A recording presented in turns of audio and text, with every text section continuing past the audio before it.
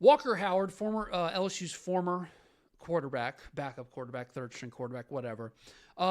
He is closing in on making his next destination very quickly. He's already actually made his visits, supposedly or reportedly.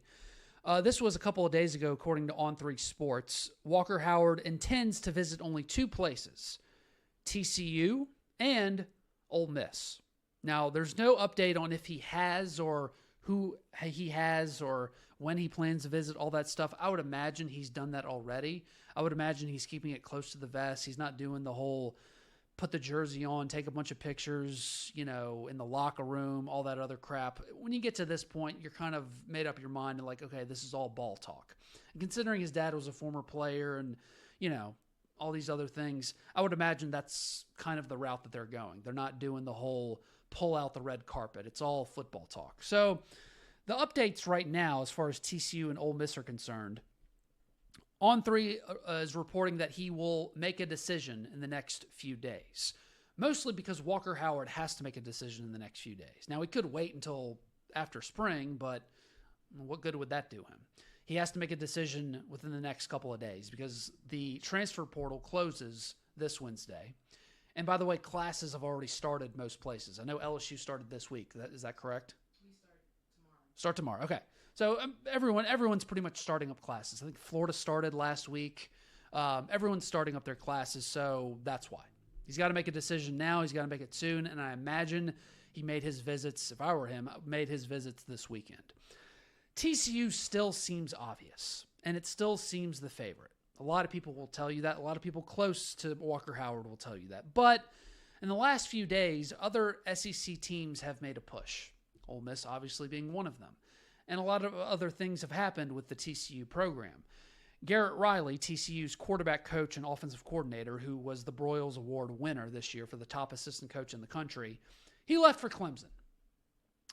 He realized, I'm not going to restart after Max Duggan, who's leaving. I'm going to Clemson, where they have a young, really talented, proven quarterback in Cade Klubnik, however you say his name.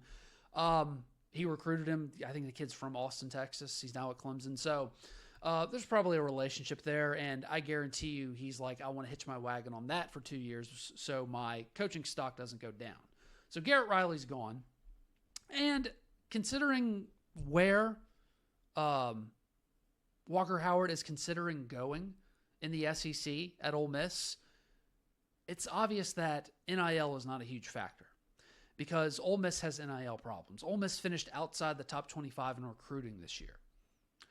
And Lane Kiffin, his pedigree as a quarterback developer is as good as it gets. I mean, Jackson Dart, the starting quarterback for Ole Miss, he left a lot to be desired as a passer this season, even as a runner at some times. Walker Howard can do both. We think. Who knows? Maybe he's a bust, but we think he can do both. I still don't think NIL is the final sway because if it was, I think other programs would definitely be a finalist. We've heard Florida, but I'm sorry, y'all. I just don't buy Florida. There have been no reports about him visiting Florida. There have been reports about him visiting TCU and Ole Miss. You'd think we'd hear something about Florida. Plus, Jaden Rashada, that thing's up in the air.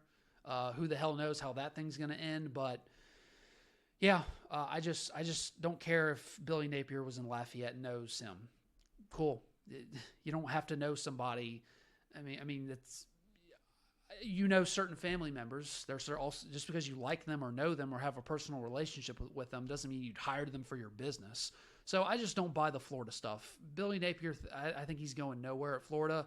And also, the offense that they run is really not conducive to developing passing quarterbacks. It just isn't. It's a very conservative, old school offense, and I just don't think it fits Walker Howard's skill set. But I don't think NIL is the final sway. Walker Howard's family is not exactly poor. I'm not saying I'm getting into their business about, how rich or poor they are, but he went to private schools. Family's college educated, so they're not desperate for money right here in the now. And I've seen reports from Mike Scarborough of TigerBait.com, who has a lot of Lafayette connections, know the Walker Howard family very well. For God's sakes, the man broke the news for Walker Howard. I've heard reports from him that Walker Howard really doesn't want to play against LSU in the SEC. He really, really doesn't. That's really a thing with him. You may roll your eyes and say, okay, yeah, sure. But no, it's a struggle for him. Y'all, Walker Howard did not want to leave LSU. He truly loves LSU. Loves his teammates, loves Louisiana. Like this was a punt in the gut for Walker Howard to do this. But at the end of the day, when it comes to push to shove, you got to make a decision that's best for your future to, give you playing time, develop you, and get you to the NFL. And if LSU wasn't going to give him that opportunity because of Nussmeier and Jaden Daniels and whatever else, then he had to go. It is what it is. But I'll tell you one thing.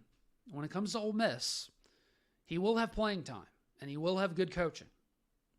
But I also don't think when it comes to TCU, I don't think Lincoln Riley's brother, Garrett Riley, leaving for Clemson, I don't think it makes as huge of a difference because it's Sonny Dykes' offense. I mean, it really is. Sonny Dykes has had successful offenses through multiple different coordinators. I mean, Sonny Dykes losing an OC is like Nick Saban getting a new defensive backs coach or DC. We all know who's really in charge. And Sonny Dykes is as good of an offensive mind as they come. It's kind of like, who's Brian Kelly's quarterbacks coach? Well, Brian Kelly's the one helping coaching quarterbacks throughout practice. So how big of a deal is it? We'll see. I still think TCU's the favorite. I think that's where he ends up. Plus his friend is there. There's playing time to be had, and he'll get developed. So we'll see if LSU will be going up against former LSU quarterback Walker Howard soon enough. But let's stick with LSU football for a minute, and then we'll move on to LSU basketball. Some games this weekend, a big statue unveiling. My producer Jamil was there. She'll kind of give us a boots on the ground feel for it. But before we move on from LSU football, LSU, Brian Kelly's team, officially announced the mid-year enrollees for their freshman class. They are wide receiver Kyle Parker from Texas, wide receiver Jaylen Brown from Miami, Ricky Collins, the quarterback. Yes, that's our guy. I'm a big Ricky Collins fan. Cornerback Jeremiah Hughes. He's from Bishop Gorman in Las Vegas. Running back Trey Holly. Tight end Mac Markway. Deshaun Womack, the defensive end, top-rated player that LSU signed. Defensive back Michael Daughtry from Georgia, I think. I'm pretty sure he's from Georgia. Defensive end Jackson Howard from Minnesota. Cornerback Javen Toviano. Whit Weeks. Tight end Jackson McGugan. Yeah, I think it's McGugan. And defensive back Ryan Yates from Texas. Okay. I'm usually fascinated in who the early enrollees are because it gets you in before spring and summer workouts, and it evaluates people early on, especially at places of position of need.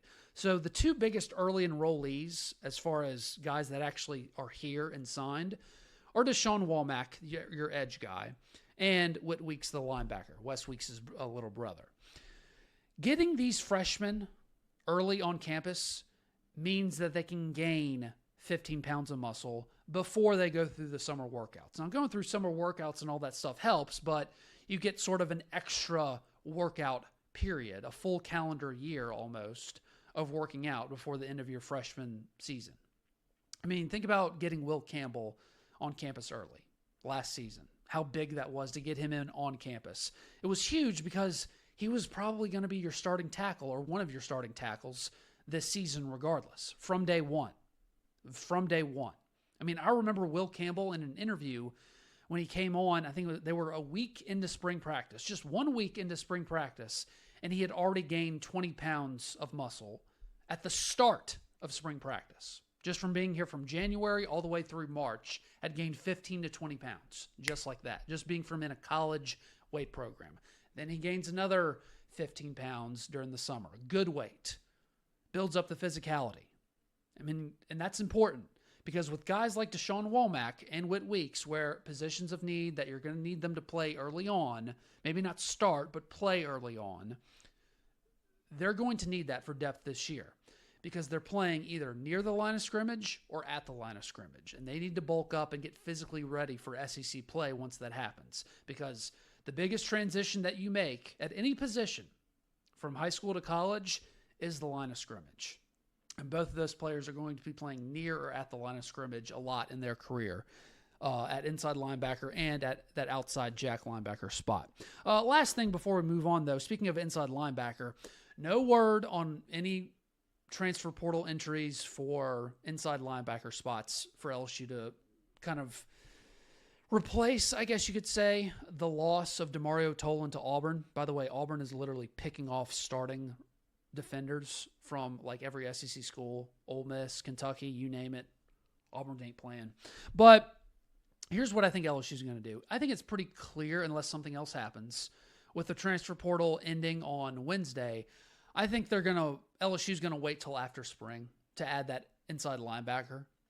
We know the number one inside linebacker in the portal right now from Virginia, whose name is escaping me. Probably should have looked that up. He hasn't visited anywhere, has made any announcements, all that stuff. He's probably going to wait till after spring as well, which is good news that he may wait till after spring, because it sounds like that's what LSU is going to do. See what they got, see if they really need another inside linebacker. I say yes, and probably go after that. Another good news is that we know LSU right now, currently, players and staff, have a connection with Virginia football players. Jordan Arsamon, who's a recruiting staffer and scouter right now, he was the director of scouting and recruiting for Virginia in similar capacity the previous 3 seasons. So he probably knew and recruited that inside linebacker from Virginia that's in the portal right now. And also West Weeks, who played linebacker at Virginia last season or 2 seasons ago, whatever. That's his former teammate. So there's a connection there. So either way, LSU is going to be a good spot because they have a connection, and also they're not hurrying for time because they have until spring, and also of the playing time that they have to offer for this guy. So